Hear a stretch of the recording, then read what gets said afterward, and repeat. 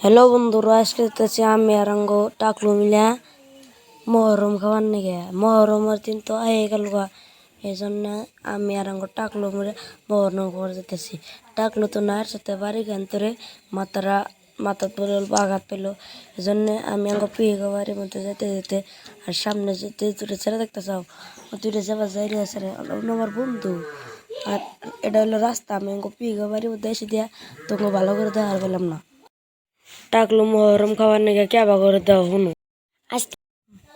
আজকে মহরম খাই সার টাকলু দেখছ কি মহরম খাবার নিয়ে কেবা লাভ পারতেছে।